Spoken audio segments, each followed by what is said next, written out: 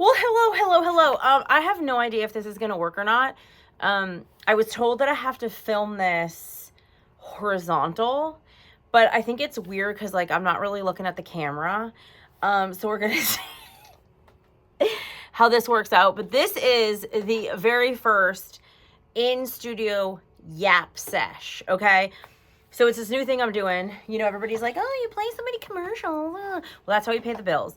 But I thought sometimes, like, I can't really talk that long. So I thought I'd do, like, something kind of fun where for 10 minutes I talk about random stuff that I maybe didn't get to talk about on air, or maybe I wanted to expand upon.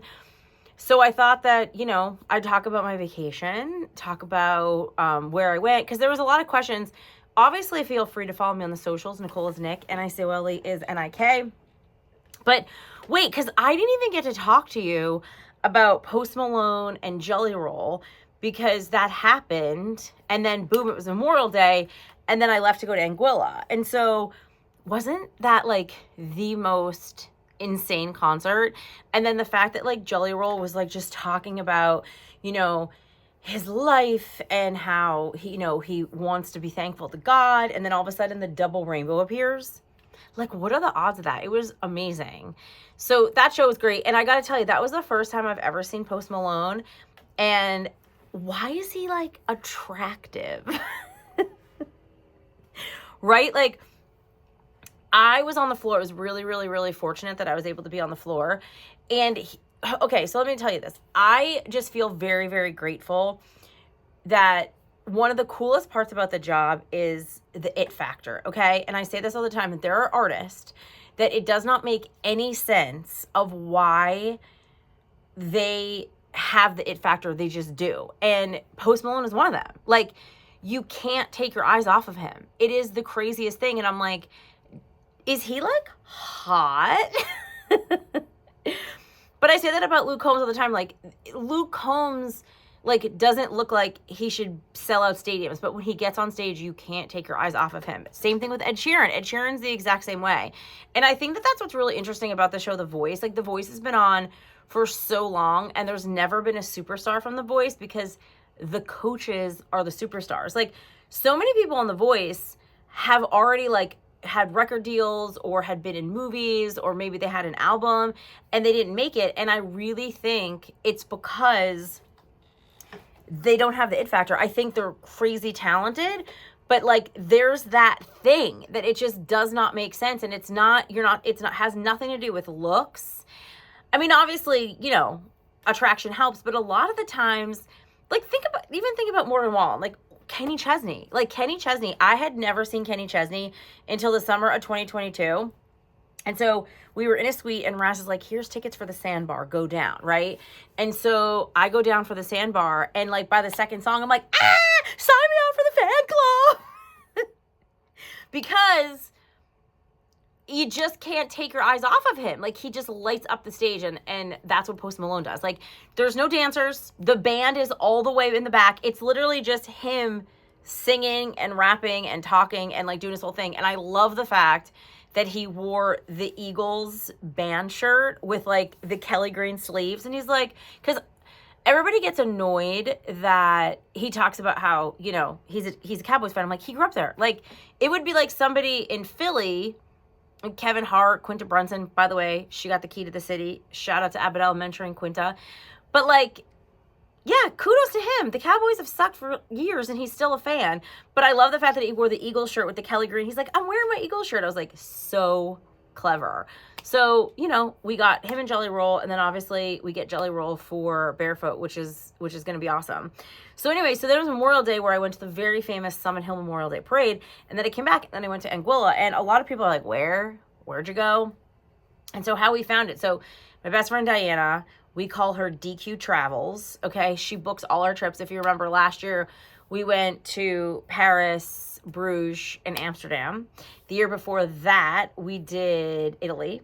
The year before, and Italy was Rome, Pompeii, Positano, Sorrento, Tuscany, Florence, Assisi, Venice. It was incredible. The year before that, we did Turks and Caicos for a week. The year before that, we did that amazing hike in Utah when we hiked the wave.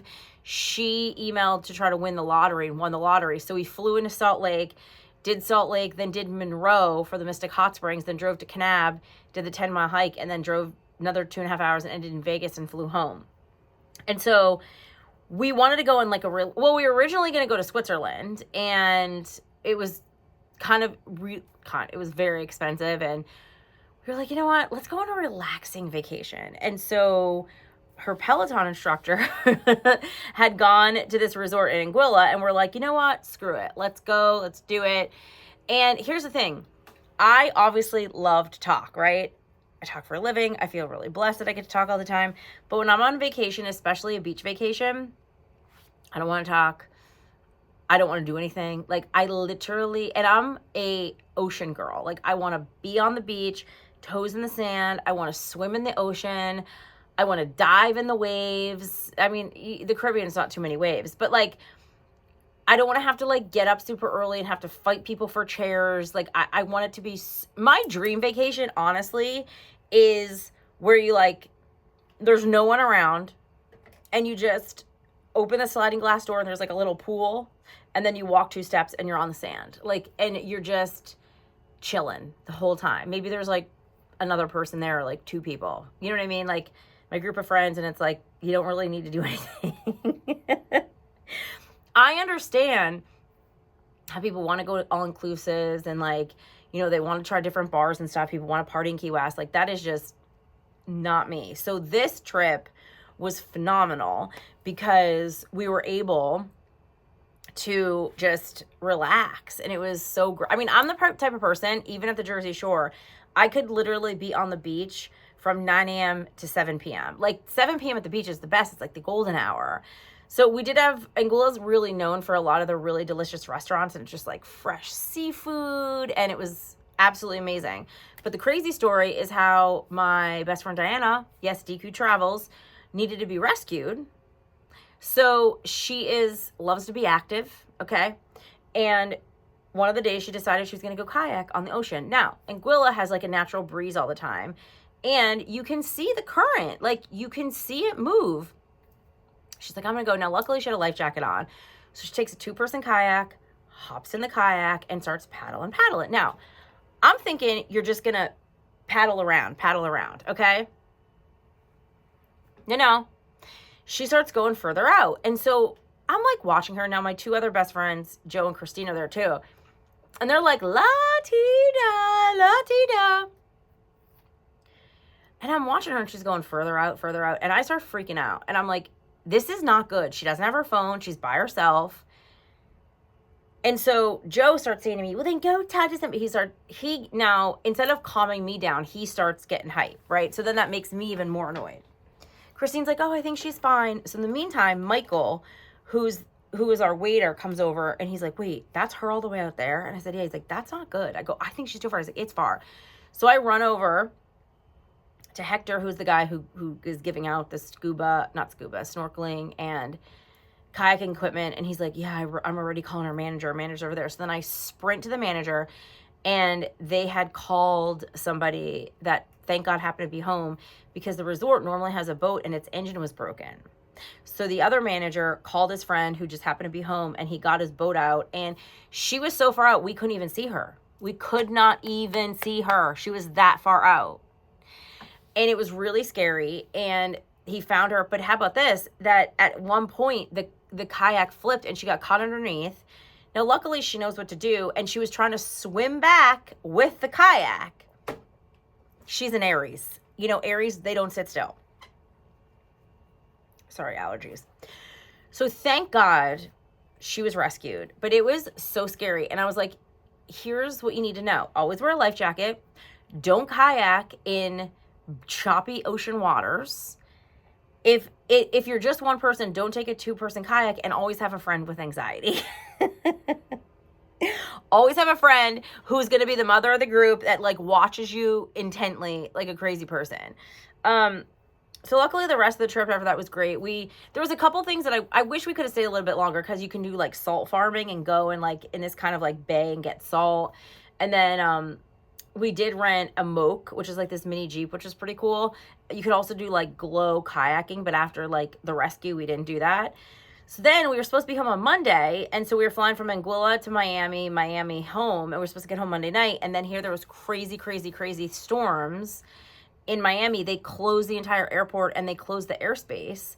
So we ended up getting stuck and had to stay in Miami on Monday night. And so then American Airlines automatically rebooked us for 7 a.m. the next day. So we had to find a hotel, because this is fun fact, American won't give you a hotel voucher if your flight's delayed because of weather. So good to know. Luckily, Joe had points from work travel. So then we hopped on the plane yesterday morning, landed, and bam, I came into work. So I think, I read 2 really, really good books. I read The Guest List, which was so good. It was kind of like a murder mystery, a whodunit. And a lot of times I could figure stuff out. I was reading on the plane. I read it on the beach and then I finished on the plane. I gasped. I was so shocked. There was like 3 things that happened that I had no idea. And I was like, this is so good. And then the next one is You and Me, which is a really, really, it's like a sweet romance, but it's kind of funny. But it's, it has some depth to it. It's about 2 single dads. Their sons are best friends. They play football together in Texas, like outside of Dallas. And it kind of opens, do I want to tell you? Like the one guy's wife passes away. So I'm not really giving anything out. It's kind of in the first like 2 or 3 pages of the book. And it's really good. I love and there's spice to it. So I love like a spicy romance, but I also love a good murder mystery. So The Guest List, You and Me. I should do another. I did like spicy book. If you go to 925xg.com, you can see it. So I should update that for like summer reading, So anyway, just thought this is called In Studio Yap, where I'm just gonna because I like to play music. So I'm playing Megan Maroney now, and then I'll talk after that. And so we'll have stuff to talk about, whether it's like Eagles, like for instance, we just found out that the Eagles are getting their Super Bowl rings this Friday, June 6th, which is the same day the XTU anniversary show. So I was really hoping that some of the Georgia players were going to come to see Luke Bryan because he's a massive Georgia fan. But unfortunately, they're going to be getting their Super Bowl rings. Fortunately, unfortunately, tomato. But I was like, can't they squeeze over and just come? They're going to be close. And then obviously like Saquon being on the cover of Madden. And people keep talking about the Madden curse, but like, we already won the Super Bowl. You know what I mean? Like, we want a repeat, obviously, but I don't know. Like, if there's a curse, we already won. So, he broke the record. What else can he do? Maybe he broke the curse. I don't know. So, anyway, thanks for episode 1 of our in-studio yap.